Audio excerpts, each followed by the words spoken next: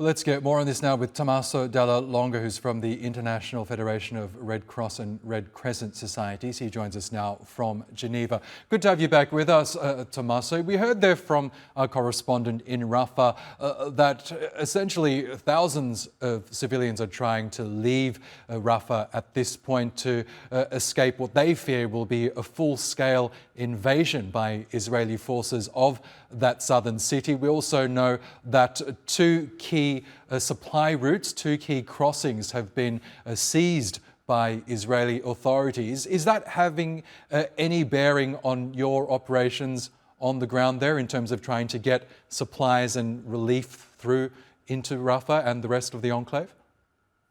Yeah, first of all, thanks a lot for having me today again. Yes, of course, has a huge impact on a humanitarian operation in the Gaza Strip, and the situation it's really, I would say, a nightmare that is becoming reality.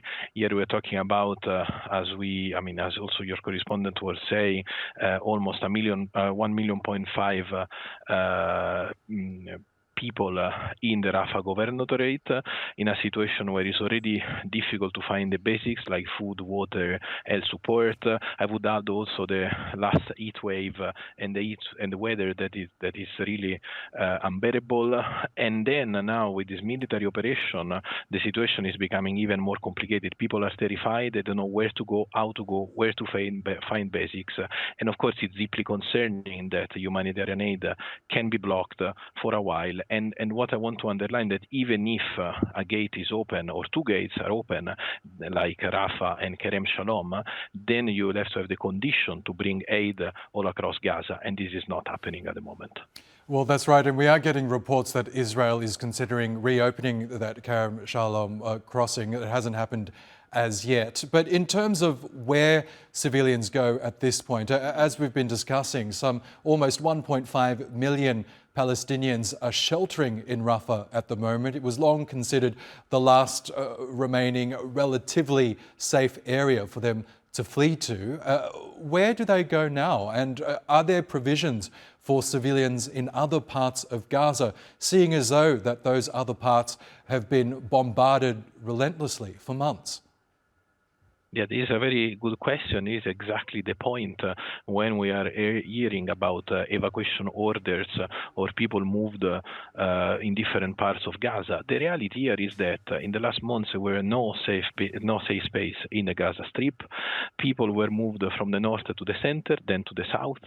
We're talking about a strip of land which is already very small, and at the moment we're talking about Rafah Governorate, which is 60 square kilometers. I mean, at the moment, if you compare this to New York, the percentage of people per square kilometers is higher in Rafah than in New York, compared to New York. So it's very complicated to move from one place to another. There is no place organized to host this number of people, hundreds of thousands of people.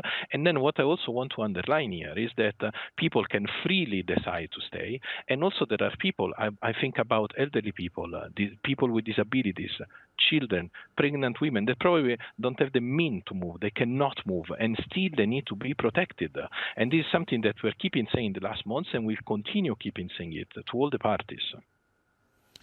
Okay, Tommaso Della Longa, we will have to leave it there. But I'm sorry. We do have time for one more question, Tommaso, if you wouldn't mind, because Sure. the United States are downplaying what Rafah is doing, what Israeli forces are doing in Rafah right now. They insist it's not yet a full-scale invasion, even though we've got tanks amassing at the borders and within Rafah itself. What are you calling on the international community to do at this point, as it does seem that such an invasion is likely at this point?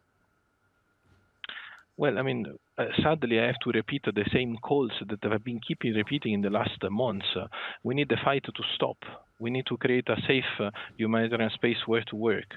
We need to have increased humanitarian aid all across Gaza. We need to have protection of civilians and healthcare workers and facilities, and we need the immediate and unconditional release of all the hostages.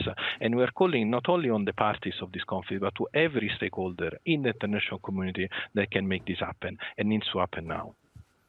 Okay, Tommaso Della Longa, the very best of luck with your work in Gaza, and thank you as always for joining us.